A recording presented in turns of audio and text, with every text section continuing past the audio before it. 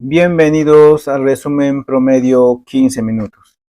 Hermanos y hermanas, espero que se encuentren bien, Dios mediante. En esta oportunidad les presento el resumen de este libro, En busca de la pureza, escrita por John Collet. Este es un interesante libro y este es el resumen. Dios nos ha fijado normas para satisfacer nuestros deseos. Como creador, Dios no solo diseñó nuestros apetitos y deseos, sino también fijó normas para satisfacer dichos deseos. Hay motivos correctos para comer, una relación apropiada para el sexo y razones buenas para desarrollar una amistad. Y así como existen vías legítimas para satisfacer nuestros deseos, también hay un sinfín de maneras ilegítimas y aún respecto a los deseos tan comunes como comer y beber. La Biblia nos advierte de no pasar por alto las normas de Dios. Salomón escribió: Bienaventurada tú, tierra, cuando tu rey es hijo de nobles y tus príncipes comen a su hora, para reponer sus fuerzas y no para beber. Dice en Eclesiastés 10:17. Existe una gran cantidad de normas acerca de los deseos sexuales.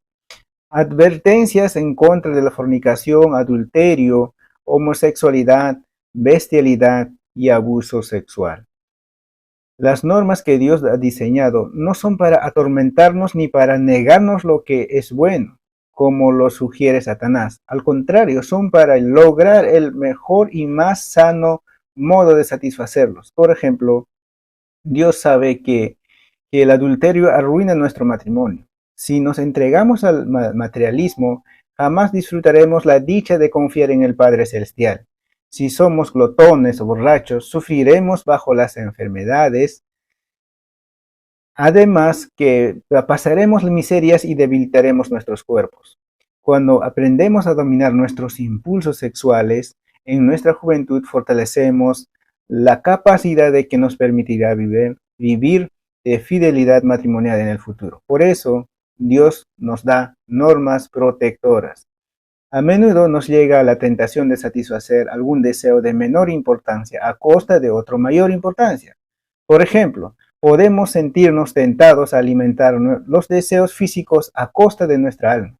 Eso le sucedió a Esaú, quien invirtió sus prioridades al vender su primogenitura a cambio de un tazón de sopa.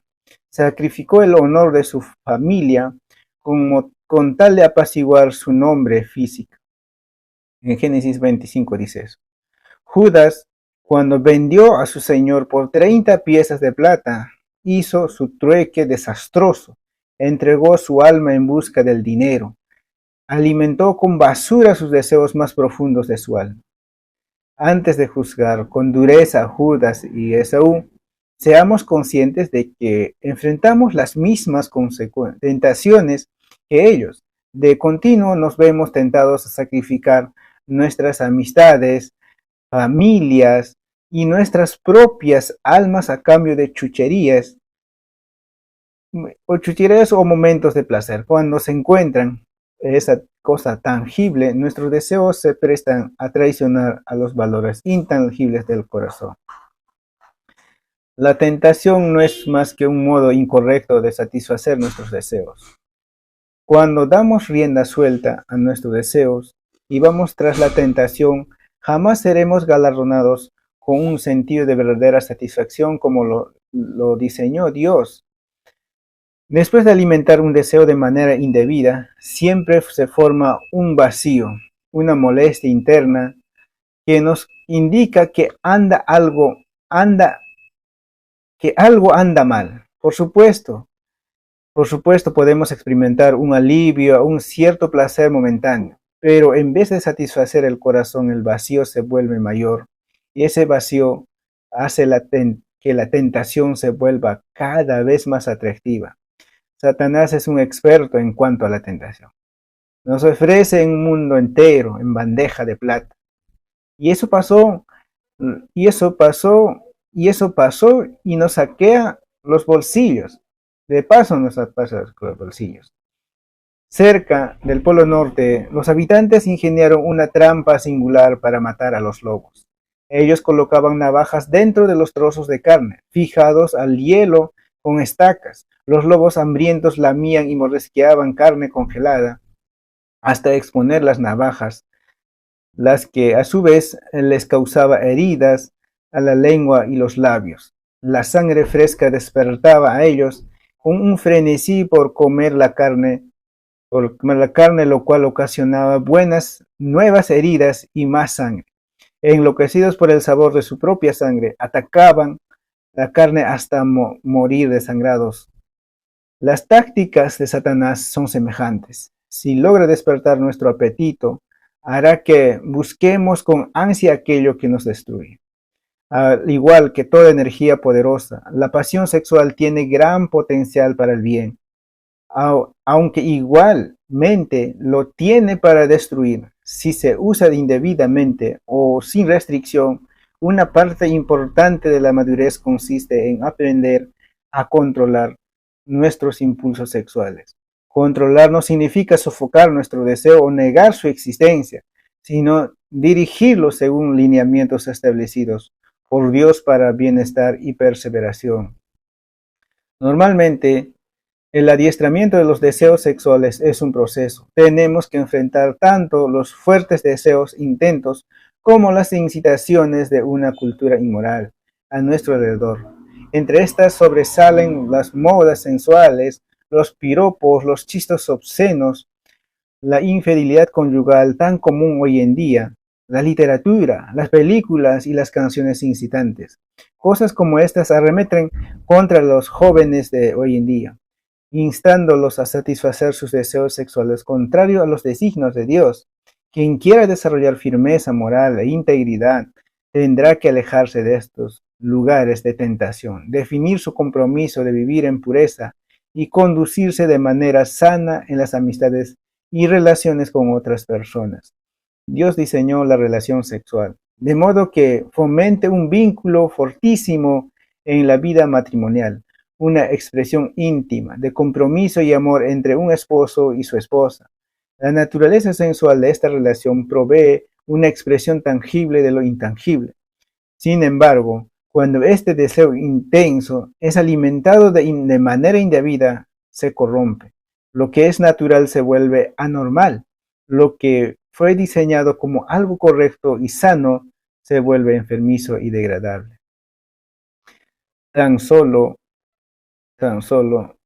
la gracia de Dios puede romper tal legado del pecado. Vale la pena aclarar que la influencia de los padres no determinan el futuro de los hijos, ya que cualquier hijo o hija que clama al Señor será oído y podrá ser librado de cualquier legado inmoral.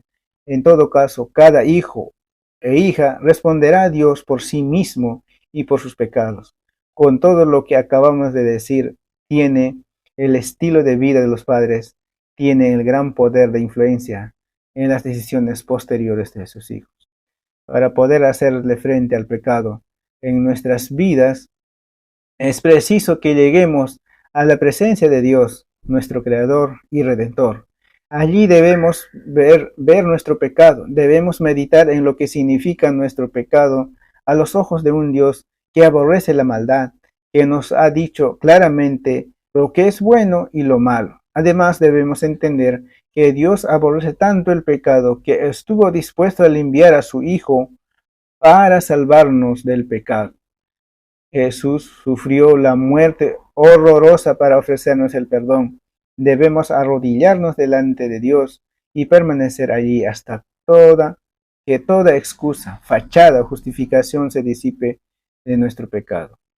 Quede expuesto bajo la luz de Dios. Entonces se quebrantarán nuestros corazones al ver tal vileza de nuestro pecado, al ver la vergüenza que hemos traído sobre el nombre de Dios y comprender de manera vergonzosa lo que hemos apartado de la imagen de Dios en nuestros corazones.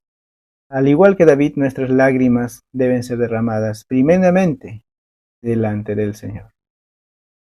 El pecado encubierto aborrece nuestra conciencia, nos impide ver la suciedad del pecado. Esto es muy peligroso.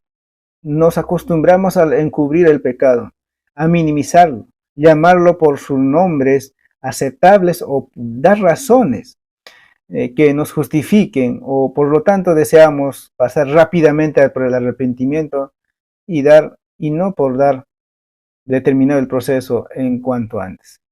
Con tal mentalidad es probable que queramos ver, que no queramos ver la gravedad de la contaminación en nosotros.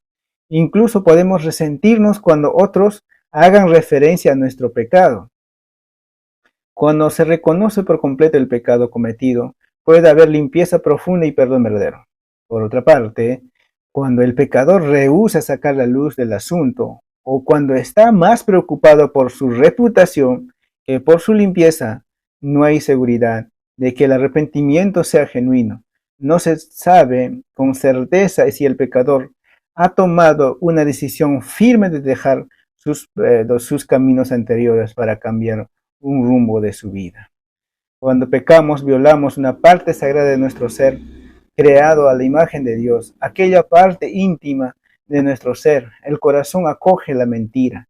Dichas mentiras se convierten en fundamento para tomar decisiones pecaminosas, cometer hechos pecaminosos y hablar pecaminosidades. Comenzamos a llamar malo a lo bueno y bueno a lo malo. Y luego nos creemos esta mentira, maquinamos, argumentamos para defender este fundamento distorsionado acerca de lo bueno y lo malo. De allí en adelante adquirimos compromisos, profundizamos en relaciones con otras personas sobre la base de este fundamento distorsionado. Amamos, odiamos, anhelamos, aborrecemos, nos alegramos, nos afligimos, nos preocupamos y descansamos sobre el fundamento distorsionado que nos permite vivir en pecado. En todo momento encubrimos nuestro pecado tras la apariencia de que somos personas de verdad, personas de confianza. Por lo general es sabio sacar la luz de los problemas sexuales del pasado, en las primeras etapas del noviazgo normal. Estas aclaraciones tempranas son muy importantes, especialmente cuando se ha llegado en el pasado a un compromiso grave como las relaciones sexuales o el abuso sexual. Es de esperar a la otra persona que se sienta traicionada cuando estas cosas no son aclaradas hasta después del compromiso.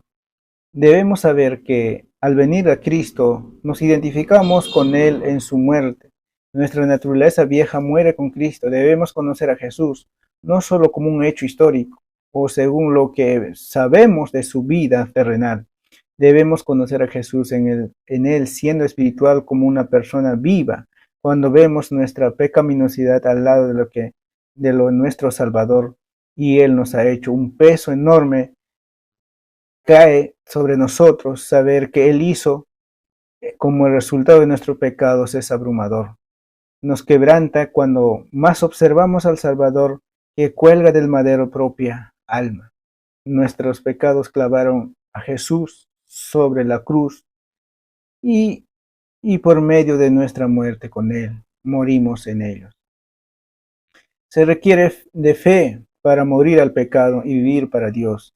Es una experiencia espiritual, una obra de gracia que lleva a cabo en el corazón por fe, porque aceptamos como un hecho en nuestros corazones, en nuestro que está decidido. Hemos muerto en Cristo y hemos resucitado como Él que vida pasada. Podemos testificar junto con Él, como el apóstol Pablo. Con Cristo estoy juntamente crucificado, ya no vivo yo, mas Cristo vive en mí.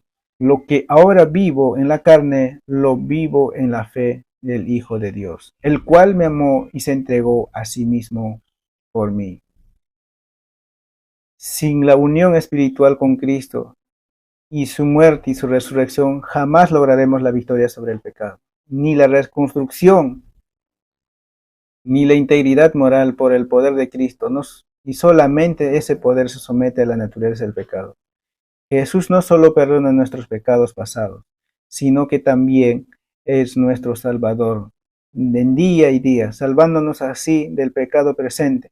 Cualquier hombre o mujer que quiera ser libre de las ataduras del pecado sexual debe aferrarse a Jesús de todo corazón y alma. Solamente Él es el verdadero Salvador que puede romper toda atadura y liberar a todo cautivo. Gracias por escucharme. Nos vemos en el otro resumen.